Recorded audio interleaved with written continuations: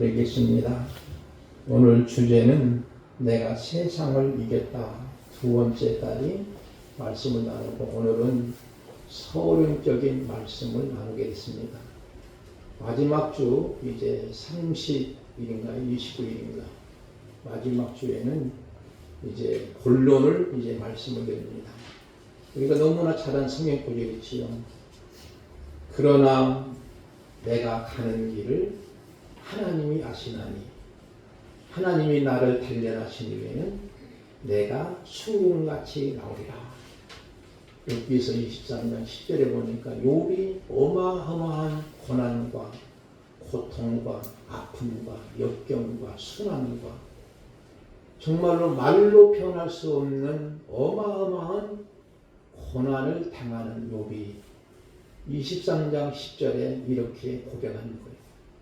하나님이 내가 가는 길을 아시는데 하나님께서 나를 다 단련하신 후에는 내가 순금같이 나올 것을 믿는 믿음을 가졌던 그의 모습처럼 오늘 우리 성도들이 내게 달 찾아온 고난에서 어떤 유익이 있는가를 고민해야 됩니다. 고난은 변장된 하나님의 축복이라는 말이 성경학자들이 말하고 있습니다.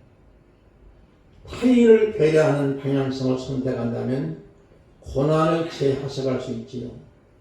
삶의 모든 역경들을 끌어안고 하나님의 꿈을 이뤄가는 사람은 이미 승리한 사람들이라고 볼 수 있는 것이죠.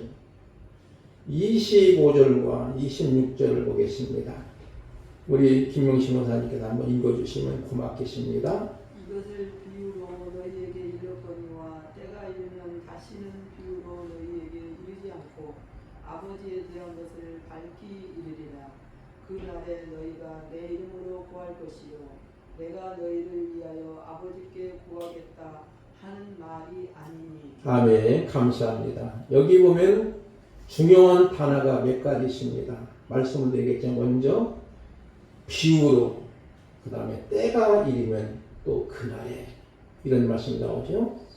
먼저 25절 첫 마디가 이것을 그랬지요. 무슨 뜻일까요?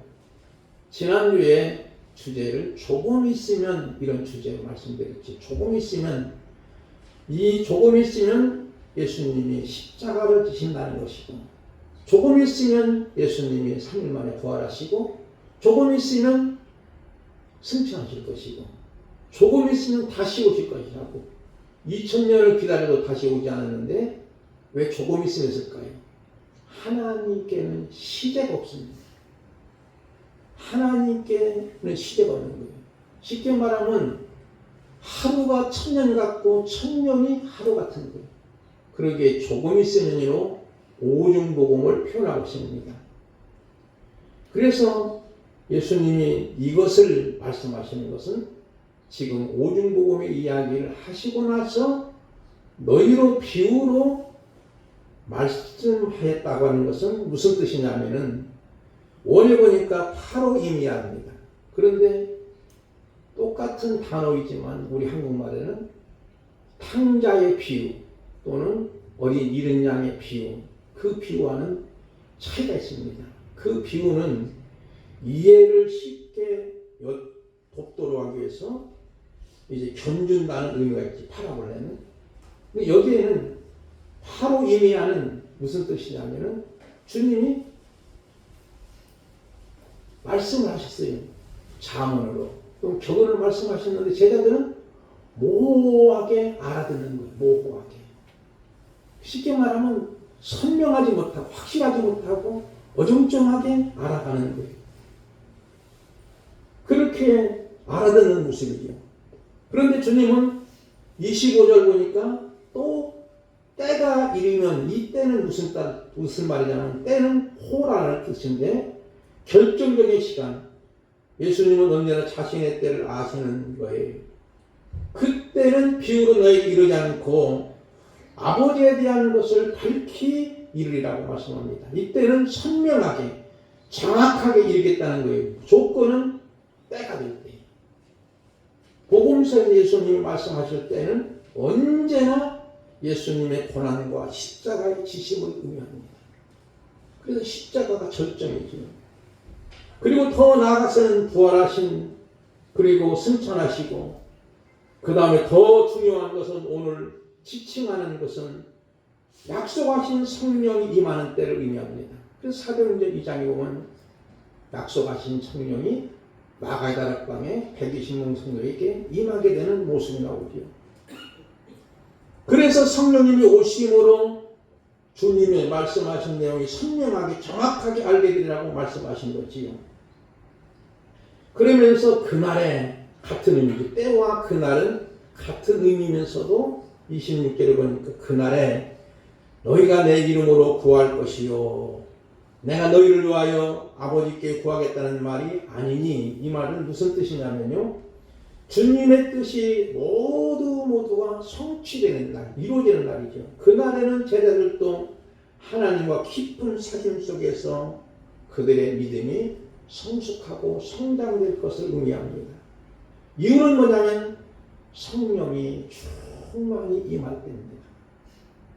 우리가 보통 예수님을 믿을 때 물론 성령을 통해서 예수님을 믿게 되죠. 우리가 요한복음 1장 12절 말씀처럼 그를 영접하는 자, 그를 믿는 자들에게 하나님의 자녀가 되는 권세를 주셔서 이는 혈통이나 육정으로나 사람의 뜻으로 나지 않고 하나님께로 난 자라 하는 말씀처럼 하나님께로 난 자예요. 그러나 중요한 것은 성령이 충만하게 임할 때만이 비로소 우리의 신앙이 확실하게 선명하게 드러냅니다. 증거가 됩니다. 그런 모습이죠. 그래서 성령이 충만히 임할 때 고린도전서 2장 10절 말씀 볼까요? 오직 하나님이 성령으로 이것을 우리에게 보이셨으니 성령은 모든 것 곧 하나님의 깊은 것까지도 통달하십니다. 깊은 것까지도 통달하시는 성령님이 나에게 임할 때 우리가 26절 보니까 내 이름으로 너희가 주님의 이름으로 구할 것이요 기도할 것이요 내가 너희를 위하여 아버지께 구하겠다는 말이 아니니, 이 말은 바로 우리가 이제 성령이 충만함을 임해서 예수님의 이름으로 기도하는 거예요. 우리 권사님 대표기도 하셨지만 바로 예수님의 이름으로 기도합니다 하지 않으면 그 기도는 잘못된 거예요. 언제나 예수님의 이름으로 기도하는 것이 성령의 충만이요. 그리고 마지막에 아멘. 아멘은 성령님도 아멘 하신 거예요. 그러므로 아멘으로 마치는 것은 그렇게 될 것으로 확실하게 명징스럽게 믿겠습니다. 그런 뜻입니다. 그래서 아멘은 우리가 자주 하는 것도 물론 필요하겠지만 이제 박자를 맞춰서 하는 것이 중요해요. 아무 때나 시도 때도 없이 아멘 아멘 하는 것도 조금 곤란하지만 박자를 잘 맞춰서 풍작을 맞춰서 아멘하는 훨씬 은혜가 되는 줄 믿습니다. 고린도후서 4장 16절 보니까 우리가 낙심하지 않으니 우리 겉사람은 낡아지나 우리의 속사람은 날로 새로워지는도다 그랬지요. 이것은 성령의 역사로 속사람이 날로 새로워지는 거예요.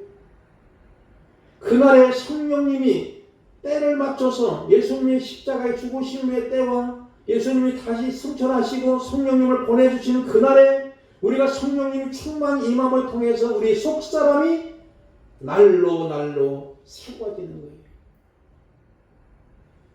나이가 들어 성숙해진다는 것은 삶의 여백이 생기는 거지요. 속사람이 날로 새로워지는 것, 하나님의 은혜가 아니면 살 수 없음을 인정하는 거예요. 주 없이 살 수 없다고 찬송가 가사처럼 주 없이 살 수 없네 내 주는 아신다.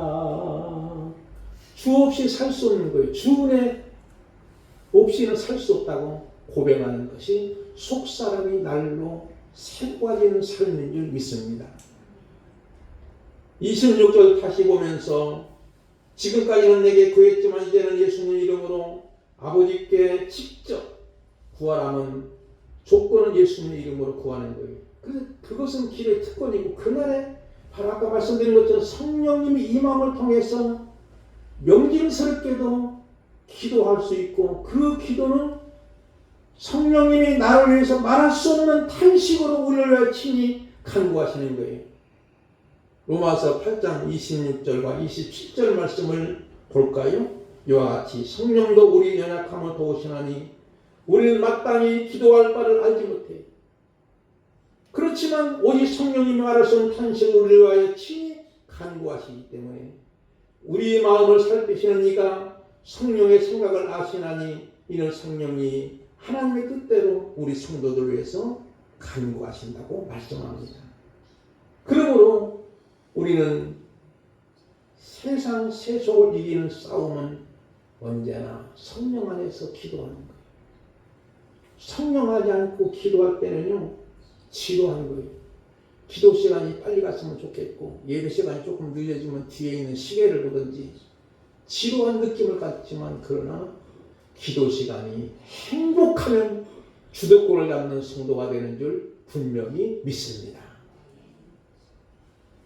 하나님도 예수님도 우리를 위해서 기도하시는 거예요. 히브리서 7장 25절 말씀 볼까요? 큰 고딕체로 있는데 우리 김학성 목사님 한번 읽어주실까요? 인쇄물에 큰 글씨로 고딕체로 되어 있습니다.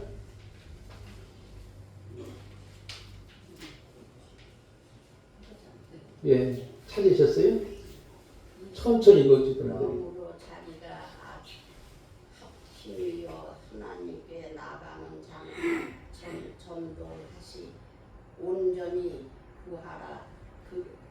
구하실 수 있으니 이는 그가 항상 살아 계심을 그들이 위하여 간구하시니라. 아멘. 참 읽었습니다. 우리 권사님 읽으니까 여러분들이 또 거기 집중하잖아요. 그러다 보니까 이 말씀은 그러므로 자기를 힘입어 하나님께 나간 자들 온전히 구원하실 수 있는 분이 예수님이잖아요. 이는 그가 항상 살아계셨어. 지금도 하늘 보좌에 계셨어. 우리를 위해서 친히 간구하시는 줄 믿습니다. 그러기에 기도 시간에 은혜를 받고 행복하시면 구원이 확실해집니다. 또한 기도 시간에 은혜를 받고 행복을 하면 사명이 확실해집니다. 마지막 세 번째는 기도 시간에 은혜를 받고 행복한 기도 시간이 되면 축복이 확실해지는 줄 믿으시기 바랍니다. 거듭나서 즉 하나님을 알게 되면 자동적으로 두 가지 열망, 소원을 가지는데 첫째는 성경에 대한 열망이지요. 내가 정말 거듭난 사람, 정말 물과 성령으로 거듭난 사람이라면은 두 가지 열망이 있는데 첫 번째 열망은 성경에 대한 열망이에요. 왜냐하면 하나님을 더 알고 싶기 때문에. 두 번째는 기도에 대한 열망입니다. 그러니까 기도 시간이 행복해지는 거예요. 하나님의 뜻을 더 알고자 하기 때문이죠. 사랑하는 성도 여러분, 저와 여러분들이 성령이 충만할 때 이와 같이 기도 시간이 행복해지고 기도하는 사람이 주도권을 잡게 되고 세상을 제패할 수 있고 승리자가 되는 줄 분명히 믿습니다. 여러분이 험난한 세상살이 얼마나 고난과 고통이 많아요. 그래서 예수님이 말씀하시기를 너희가 지금 세상에서 환난 당하지만 담대하라. 내가 세상을 이겼다. 이겼노라는 것은 쉽게 말하면 미래 완료예요. 앞으로도 이길 것이고 또 이겼고 그 의미합니다. 27절 말씀 볼까요? 27절 말씀 우리 차현수 권사님 한번 읽어주시면 고맙겠습니다. 는 너희가 나를 사랑하고 또 내가 하나님께로부터 온 줄 믿었으므로 아버지께서 친히 너희를 사랑하심이라. 아멘. 감사합니다. 이 말씀은 눈물겨운 감격과 감사가 우리에게 있어야 된다는 거예요. 여전히 제자들은 연약해요. 자기 이익에만 눈을 돌리고 있고 그러니 주님의 관점에서 벌레만도 못한 제자들이 뻔히 주님을 아시면서도 사랑한다고 또 아버지께로 하나님께로 온 줄 믿었다고 하면 볼 것 없는 사람이지만 주님은 우리가 주님을 사랑함으로 인정하신다는 거예요. 예를 든다면 자녀들이 명절에 작은 선물을 가져가고 참 고맙다고 하면서 부모들은 더 속아주지. 이것이 부모의 마음이죠.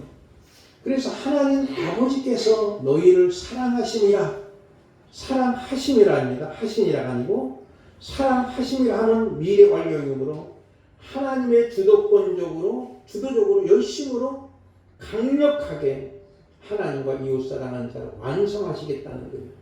그러므로 사실 우리는 연약하고 부족하고 자기 이익만을 위하여 추구하는 우리들이지만 하나님은, 주님은 이렇게 말해요.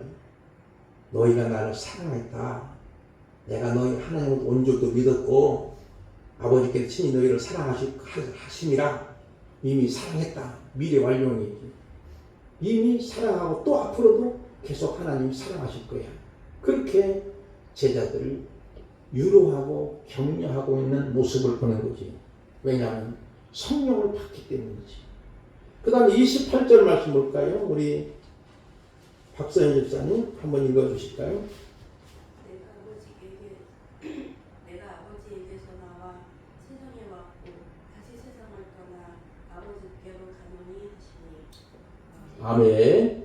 자, 이 말씀은요, 간단한 말씀이지만 이 말씀 속에 예수님 모든 사역이 담겨진, 즉 예수님의 인성, 신성이 함축된 말씀이고 생략되고 함유된 내용입니다. 자, 설명드릴까요? 28절 다시 봅시다. 내가 아버지께서 나와 세상에 왔고 아버지에게서 나와 세상에 왔고, 이 말은 뭘까요? 하나님 아버지께서 나온 성탄절을 의미하는 거예요. 하나님 아버지께서 예수 그리스도를 이 땅에 마리아의 몸을 빌려서 아기 예수로 보내신 사건이에요. 아버지께로서 나와서 세상에 왔고 다시 세상을 떠나, 이 말은 십자가를 지신, 그리고 아버지께 가노라, 이 말씀이지. 그러므로 아버지께로 간다는 말씀 속에 언제나 예수님은 순종하시고 순명을 합니다. 순명이라는 말은 한문을 보니까 내천자에다가 머리 홀자를 씁니다. 머리를 어떻게 두느냐? 흐름 속에 둔다는 거예요. 쉽게 말하면 우리의 지적인 생각, 우리의 생각, 우리의 이성과 지성을 다 흐름 속에 두는 거예요. 우리 권사님이 기도했지만 잘못된 계엄 선포가 나라를 이렇게 온통 뒤죽박죽 만드는 모습은 뭘까요? 잘못된 거잖아요. 한간에 확실한 것 같은 느낌들을 안산 보살이라는 사람이 있답니다. 안산에 보살집이 있는데 전집이죠. 쉽게 말하면 무당집이죠. 그런데 전 정보사령관이 노상원 씨라는 사람이 그 사람하고 동업을 한다는 거예요. 별 3개로 예편한 사람인데, 근데 거기에서 점주해가지고 12월 3일 날 오후 10시에 선포하도록 점주를 받았다는 거예요. 세상에 그런 일이 있다는 거예요. 깜짝 놀랄 일이 아니겠습니까, 여러분? 왜냐하면 사람들 그만큼 부족함. 그러나 우리의 이성과 우리의 생각과 우리의 지성을 하나님의 믿음 속에 맡기는 거예요. 하나님께서 맡기는 거예요. 맡길 때에 편안한 거예요. 내 인생 운전대를 하나님께 맡길 때에 우리는 내가 운전하지 않기 때문에 편안한 거예요. 그러면 기도 시간이 행복한 것은 나의 모든 것 주님께 맡기는 거예요. 그런데 무당하게 맡기니 정말로 나라가 뒤죽박죽 때는 안타까운 모습을 우리는 통곡하지 아니할 수 없는 상황입니다. 그런 모습을 보고 우리는 광화문에 모이고 여기 국회의사도 모일 필요가 있어요. 그냥 우리 믿는 성도들은 모일 필요 없는, 하나님 앞에 모여서 기도할 수밖에 없는 상황이에요. 철저하게 통곡하며 통에 자복하며 기도할 거예요. 그런데 그 기도 시간이 행복한 기도 시간으로 바꿔지는 기도, 마음을 다하는 기도, 정말로 마음을 같이 하는 기도라면 하나님이 들어 응답해 주시고, 정말로 이와 같은 엉뚱하게 맞춰진 이 난리가 이제는 질서를 잡게 되는 줄 저는 믿습니다. 분명코 이 혼돈의 세상, 모순의 세상, 허무한 세상을 하나님은 바꿔주실 것을 분명히 믿는 거지요. 오늘 우리는 주일 예배를 드립니다. 주일은 하나님의 창조 리듬 속에 나를 맡기는 거예요. 6일 동안 하나님이 창조하시고 제 7일 동안은 쉬심을 통해서 창조를 완성하신 거예요. 하나님께 나를 맡기고 그때 진정한 안식을 얻게 되는 거예요. 예수님의 삶은 하나님의 뜻에 철저히 순명하는 삶이었어요. 순명의 삶은 하나님의 뜻에 아멘으로 화답하는 삶이지요. 순명의 반대만 무엇일까요? 불평입니다. 존경심과 감사의 마음을 잊어버리는 마음이죠. 불평한 자는 하나님을 온전히 신뢰하는 것이 아니에요. 베드로의 신앙 고백을 제가 쭉 인용해 봤는데 간단하게 설명해 드리겠습니다. 베드로가 가이사라 빌립보 지역에서, 거기는 어디냐면요, 로마 총독부가 있는 곳입니다. 그 당시 로마 제국은 강대국이고 세계를 제패한 나라고, 로마 황제는 신적인 존재예요. 신의 아들이라. 그래서 화폐도 그렇게 만들어요. 황제는 신이라고. 그래서 황제를 주님이라고 하야만이 세상 살아가는 데 있어서 별로 큰 지장이 없는데, 예수 믿는 사람들은 그럴 수가 없잖아요.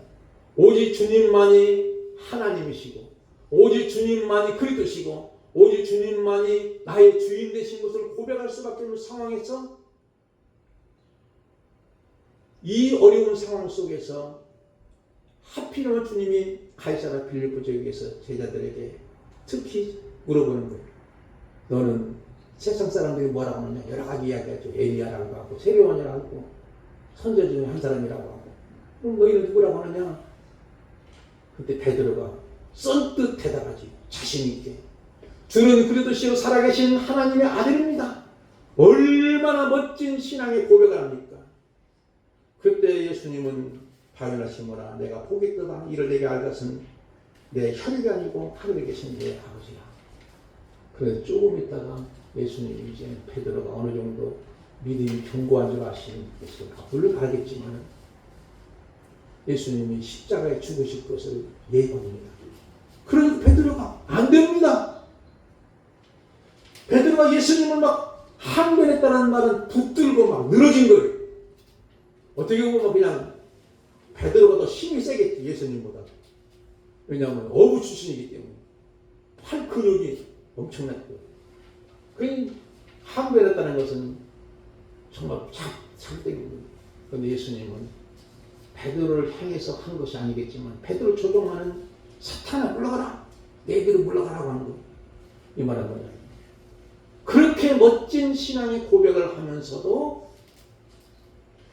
결국은 예수님의 십자가의 길을 알지 못하는, 그것을 말리는 것이기 때문에 사탄의 조종을 받는 거예요. 왜 그러냐면 아직도 고난과 연단과 시련을 통과하지 않았던 믿음이기 때문이지. 그러나 고난과 시련과 모든 것이 통과한 후에는 그가 어떻게 베드로전서를 썼느냐면요, 베드로전서 1장 6절 7절 보니까 이렇게 말씀합니다. 그러므로 너희가 이제 여러 가지 시험으로 말미암아 잠깐 근심되지 않을 수 없으나 오히려 크게 기뻐하도다. 그는 이제 고난을 통과한 후에는 자기 생명을 드리는 거예요. 그가 이제 예루살렘을 떠나고 갈 때 예수님을 길거리에서 만나는 거예요. 환상 중에 만날 때 주여 어디 가십니까? 그 같아서 도면하잖아요. 내가 다시 예루살렘에 가서 십자가를 지러 가겠다고 하니까 베드로가 깜짝 놀래가지고 예루살렘을 떠나지 않고 다시 예루살렘에 올라가서 베드로는 거꾸로 십자가에 달려 순교를 당합니다. 그러나 그들의 순교가 끝이 아니죠. 12사도가 다 순교 중에 순교됐지만 사도 요한만큼은 밤오순에 유배되고 순교당했을 때 초대교회가 어마어마하게 기하급수적으로 부흥됩니다. 그런 모습은 바로 하나님이 땅에 떨어져 죽으면 많은 열매를 맺게 되는 원리지. 오늘 말씀을 맺겠습니다. 우리는 분명히 고난이 있습니다. 시련이 있습니다. 역경이 있습니다. 분명한 것은 욥이 고백하였기 그러나 이게 그러나는 말이에요. 그러나 내가 가는 길을 하나님이 아시나니 나를 단련하신 후에는 내가 순금같이 나오리라 하는 말씀처럼 우리는 단련하는 거예요. 성령님 임함은 얼마든지 감당하고 이겨내고 버텨낼 수 있는 믿음의 힘이 생겨서 마침내는 하나님의 영광을 드러냅니다. 그래서 베드로는 설교할 때만 해도 예수님은 누구시냐? 예수님은 나의 구주시오. 예수님은 나의 주인이시오. 예수님 그분은 바로 하나님이십니다. 이렇게 고백하였기 저와 여러분도 이러한 고백이 언제나 있어 지시기를 주님의 이름으로 축복을 드립니다. 우리 찬송가 469장